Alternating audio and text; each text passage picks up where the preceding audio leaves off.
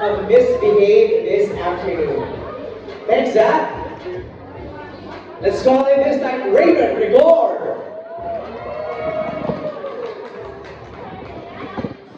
Raven, sa gitna mo na, pose for photos, please.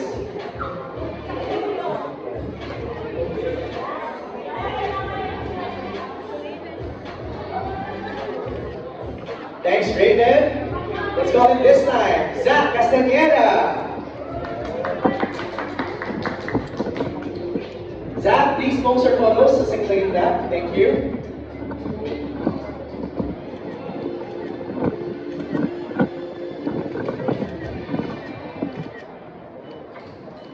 Alright, thank you, Zach. Let's call it this time, BGYO Akira Morishita. Aki, please post your photos sa center muna.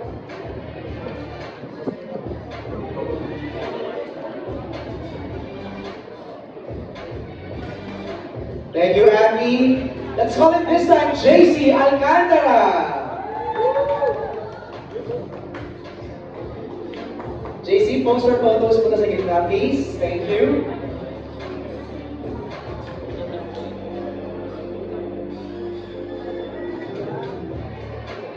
Thank you, JC. Let's call in Rance Ripon.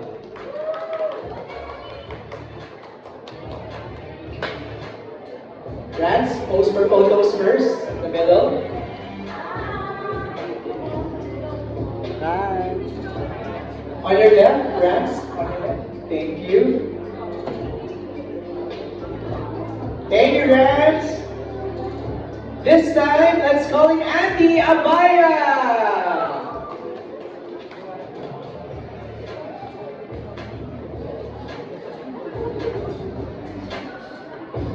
Post mo na for photos, Andy, right on the center. Ay, oh. Diba?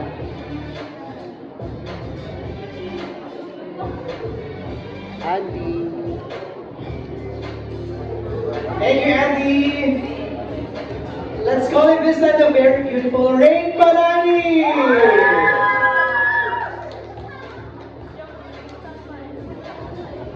Ay, nag-off shoulder. Bakit? Post for photos mo na, Rain.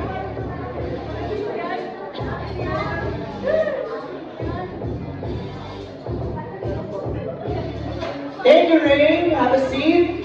Let's call it this time. Ako, ito talaga ang babaeng palaban. I love her to pieces. Cyril Manaba!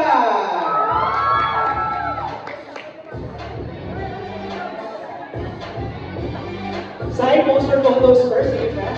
There you go. Okay, ba? Post ka muna, Sai. Yan, moment.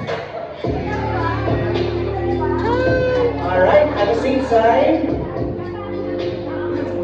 And this time, di makakompleto ang ating kwentuhan ngayong hapon without calling Misbehave herself. Please welcome ang pamilya Alexa Ilapan!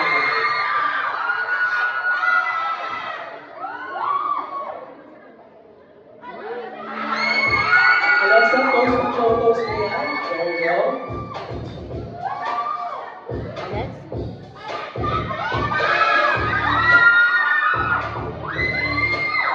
Thank you, Alexa. Have a seat. And joining us this afternoon is our director, the director of Misbehave, Direct Ivan Andrew Payawan.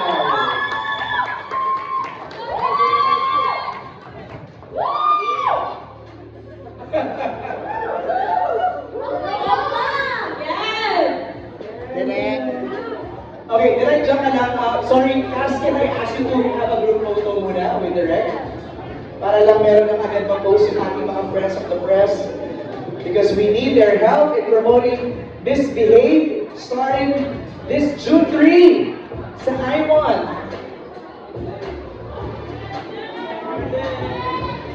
Look at your left now, left, left, left. There you go. Left muna again. We do right. Here po. And then one more at the center, please. Okay, let's have a seat. Simulan na natin to. Alam ko, kanina pa naghihintay ang ating mga kaibigan to hear more about this delay.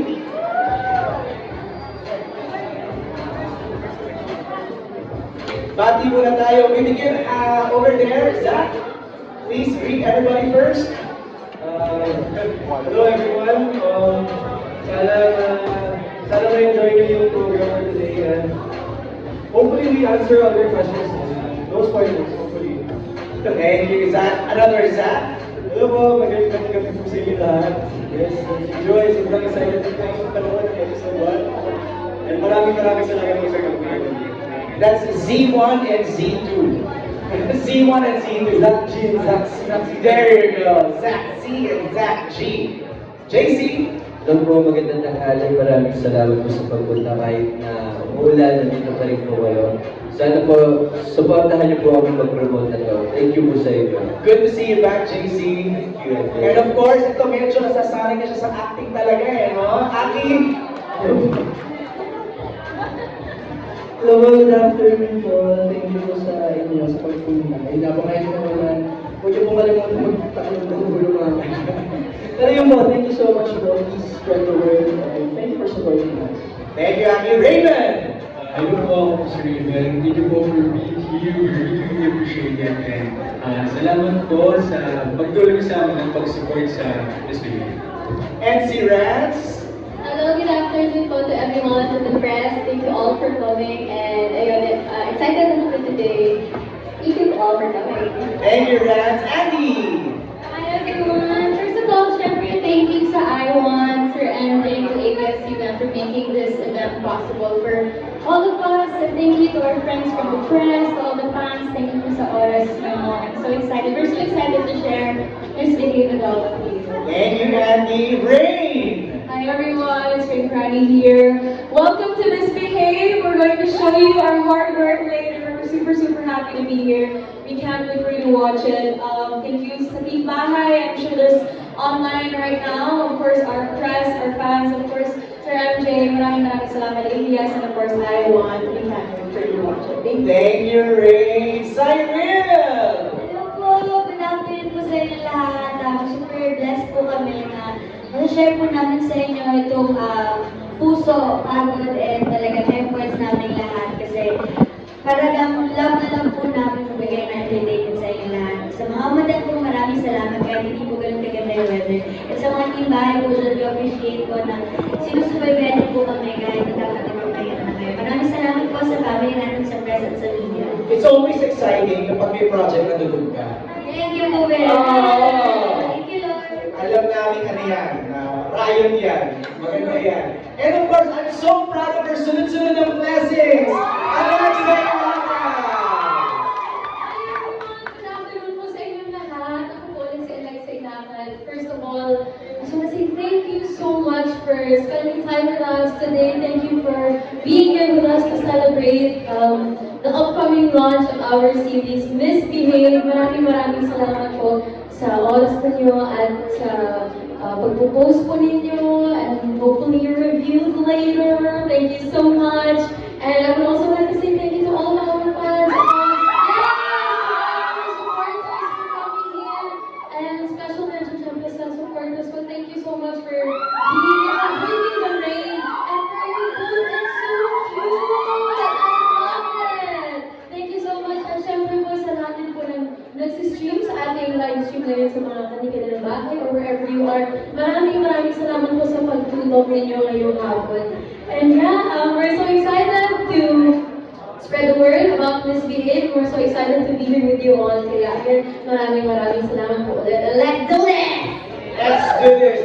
And of course, our director, Direct Ivan, go ahead. Maraming salamat po sa pagpunta. Kailangan po namin ng tulong nyo. Maraming salamat po. We really work hard. I mean, it's so cliche that we keep on hearing this every time, no? But we literally gave more than our all for this show.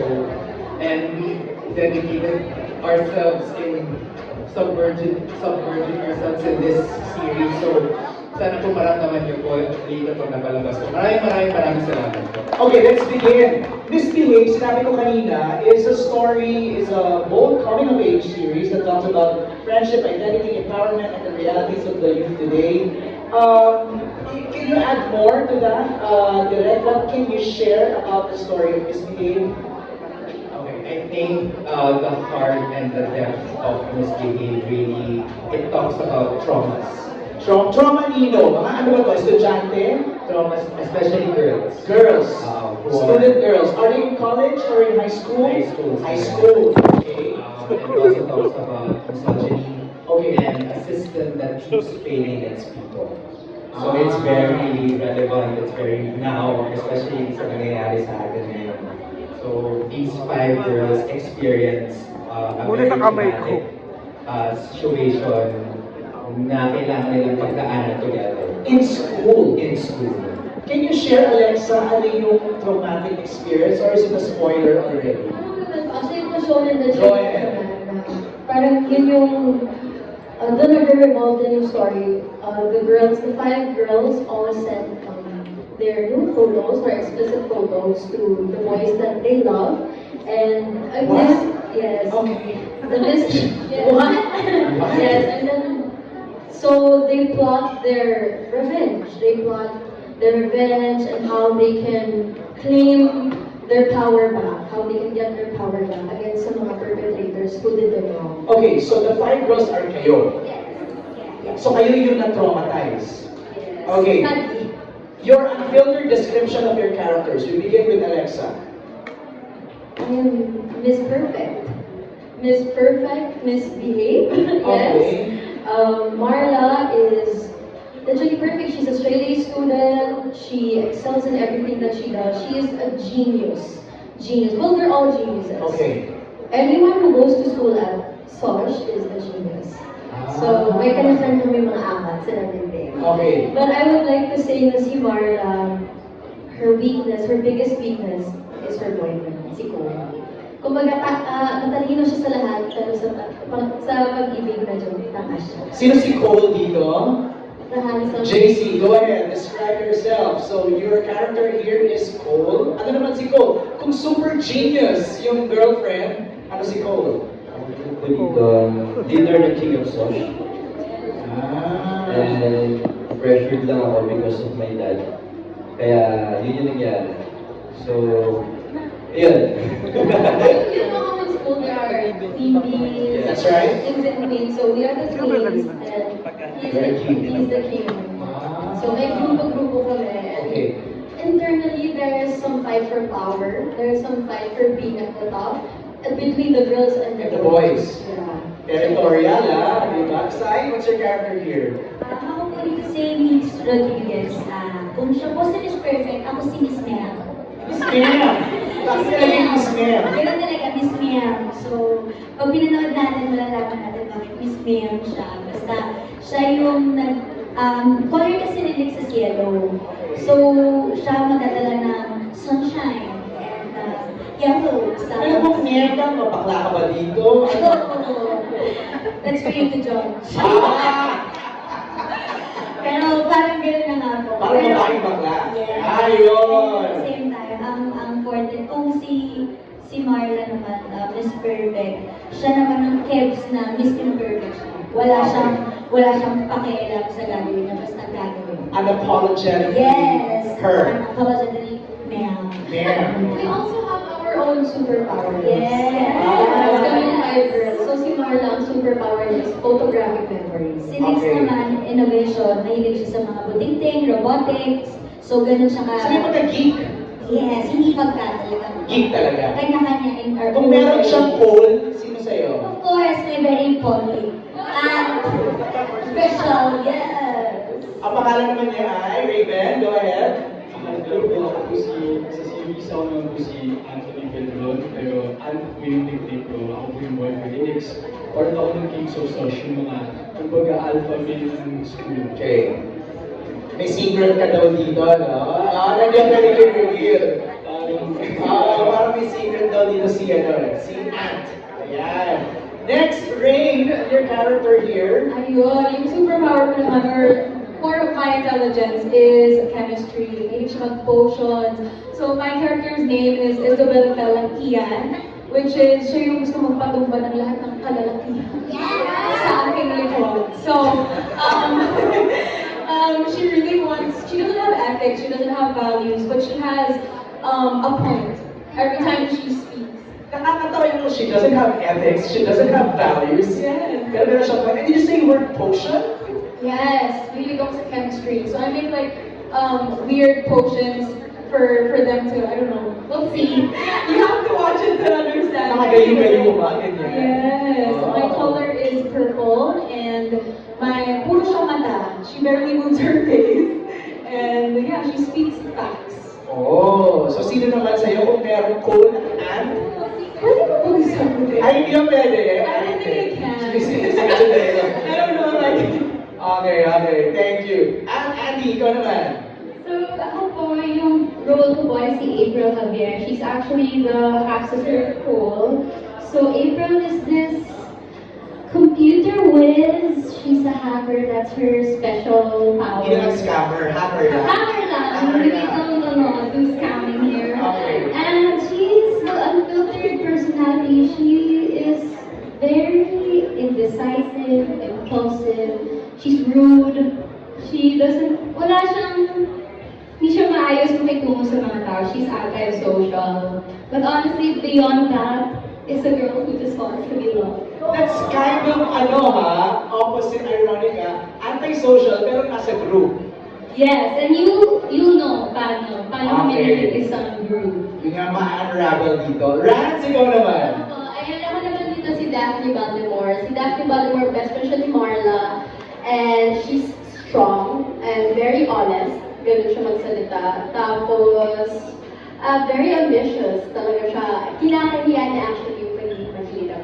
Yeah. Siya lang kasi she yung was mahirap. poor. Yeah. Siya yung scholar siya, kaya siya nandito sa SOSH. Pero hindi siya mayaman kasi sa mayaman. Ako lang yung mahirap. So, Oh. kinakahiya ko yung pagiging mahirap ko. And somehow, parang medyo, mag-best friend kami, pero medyo Marla wannabe siya. Parang yun. What's your superpower? Ayun lang. Okay. Meron naman. Magaling siya sa numbers. Yun na lang. Numbers, math, mga ganyan. Yes. Okay, do you have a partner? in Yes. the- I also have a complicated relationship with my boyfriend, Lester. Okay. Lester, go ahead. Yung superpower ko po. Hello po, I'm Pias Lester. Lester Manalo. What can I say about my character? Parang, kasi part ako ng Team of Sosh. So si JC, si Cole is basically like the alpha male. Tapos ako naman yung role ko is basically like I'm his right-hand man. No, so if anything happens, I'm always in front of the line. Yun, about my character, very dominant siya, honestly. Very cliche na typical bully, I would say. Bully. So, bully. You see, pero si Lester, very in-depth siya. Like, my mommy issues, my daddy issues, madaming issues. Ano Nepo baby ka dito eh. Oo, so, exactly. So, parang, alam niyo na. Alam niyo na. Okay, toxic daw, medyo very daw yung character niya dito. Okay, so Zach, G, anong character mo? Yan, character ko dito, pangalan niya si Earl Natividad. Okay. Siyang geek, weirdo. So, anong mga ginagawa ng weirdo? Tinatry niyang magpa-crew. Tinatry niyang sumali sa Kings of Sosh. Pero wala lang kung makakasali mo siya sa Kings of Sosh. Wait, may ganun you're trying to fit in? Yes. Kasi ganun tayo nung bata tayo, we're trying to find a group where we belong. Para safe space natin siya. Okay, simulan na natin ang ating Q&A. We have questions here from our friends of the press. We begin with Alan. Ay, hindi ka ba ba? Eh, kasi kalapakan na ka dito eh. So, Aki, go ahead. Sorry, Aki. My apologies. Ayun po, yung character ko po for this si Wallen Gala. Ano ba? Ano siya? Very intentional. Very grounded sa mga pinaniniwalaan niya. And para lang siyang kabuli na kung saan sumusunod. So, abangan nyo lang din po. Kasi minsan nandun ako, minsan wala ako. Tapos biglang nandun lang pala sa video. So, yeah. Kabuti si Warren, tapos may backstage siya. So, parang may love triangle. Parang ganun eh. Kasi, di ba? Parang lumiit ako. Kayo na nga lang ako. Parang lumiit ako. Okay. Thank you, Aki. Let's begin our Q&A. Let's start with Alan Sanjuan. Alan, for you. Go ahead.